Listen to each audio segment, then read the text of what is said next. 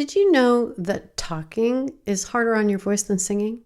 It's true, unless you know how to do it right. One of the most essential skills a singer needs to learn is how to use your voice correctly when talking. I've had many students whose vocal problems are related to the way they talk, not the way they sing.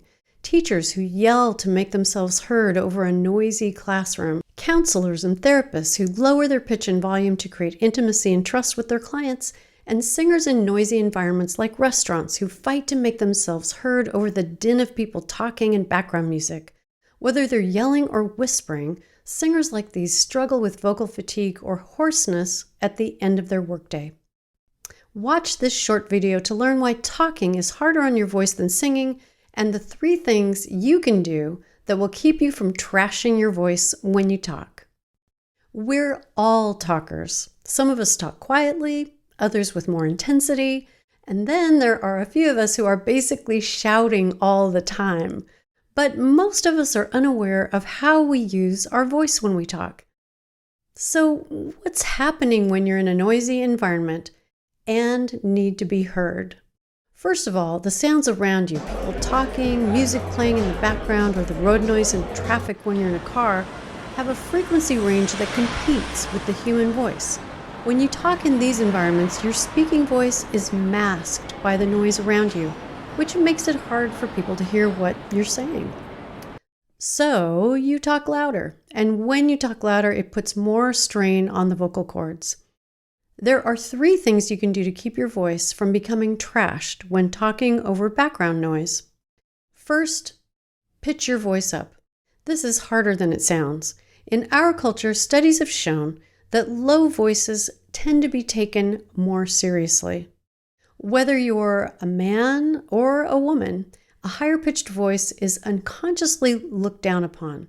But there's a natural sounding frequency range that will work to cut through the background noise and won't make you sound like a munchkin. Here's how you find the optimal pitch for your speaking voice. I'm going to ask you a question, and I want you to answer in the affirmative like this. Are you ready? Isn't it a beautiful day outside? Okay. Next, I'm going to ask you the question again, and I want you to answer with and then say 1, 2, 3 at the same pitch as like this. 1, 2, 3. Okay, now it's your turn. Isn't it a beautiful day outside? 1, 2, 3. So when you said 1, 2, 3, did you notice that the frequencies at that pitch were just slightly higher than usual? Higher frequencies travel through space more quickly and get to your listeners' ears faster. When you talk at that pitch, your voice will cut through the noise in the room more efficiently. Do I sound fake when I'm talking like this? Inauthentic? I don't think so. This is just what my voice sounds like when I've pitched it up. There's more energy in it, and it sounds like I'm high on life, but I'm not talking like a munchkin or in pure upper register. When I talk down here in the lower part of my voice, there's a tendency for air to leak through the vocal cords. Air leaks cause dryness. When you talk louder so you can be heard over background noise, it stresses the vocal folds to the max. They try to protect themselves by thickening up and kicking up some mucus. The result? Loss of flexibility in the vocal cords and a bunch of noise that shows up later when you try to sing. My voice feels more tired from talking in that lower pitch even for that amount of time. When I talk up here, there's no air leak, so the sound is cleaner. When I pitch my voice up, my body unconsciously uses more support. My abdominal muscles engage slightly and lift in and up as I talk. Check it out for yourself. Talk in the lower part of your voice and notice what happens in the trunk of your body. It relaxes, right? Then notice what happens when you pitch your voice up.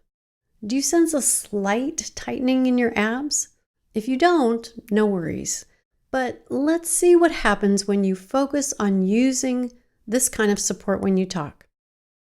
So by support, I mean you're going to take your tummy and you're going to lift in and up throughout the whole phrase, okay? So read this next slide and lift in and up with your tummy as you're talking. The rain in Spain stays mainly on the plain. Keep lifting. Try again. Let's do it. The rain in Spain stays mainly on the plain. Okay, great. Let's repeat that a few times in a row, this time focusing on the inhalation in between each sentence. So all you need to do is expand your tummy, the air will get sucked in, and then you can begin speaking and lifting. Let's do it together. Expand.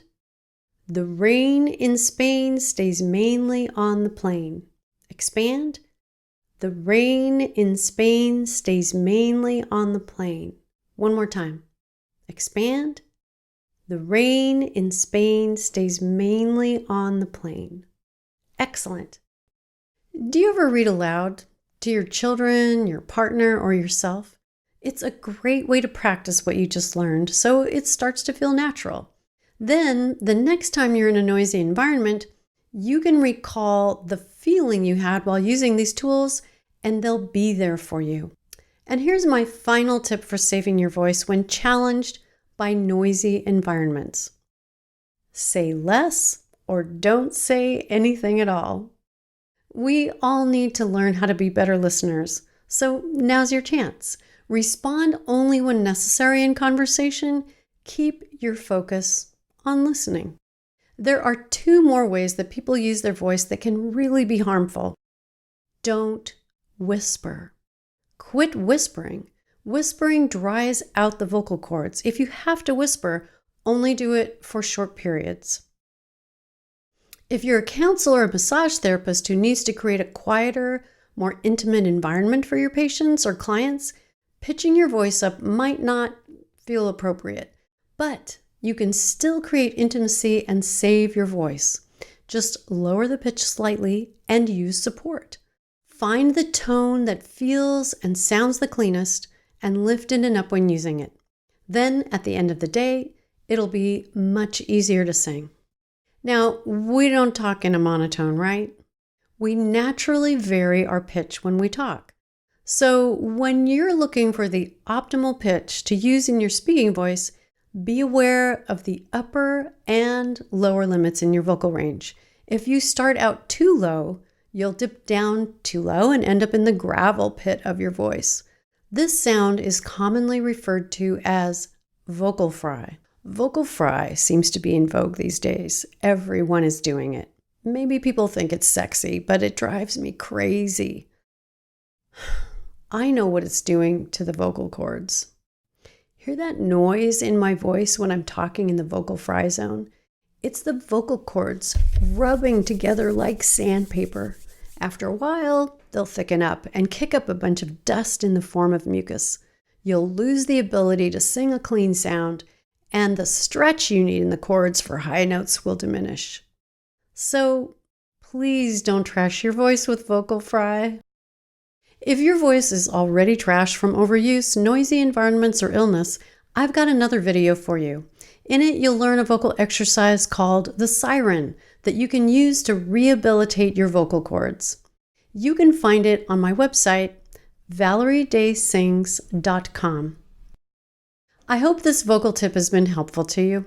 If you have questions or comments or other vocal tips you'd like to hear, please get in touch with me on the contact page of my website. Until then, thanks for watching and keep on singing.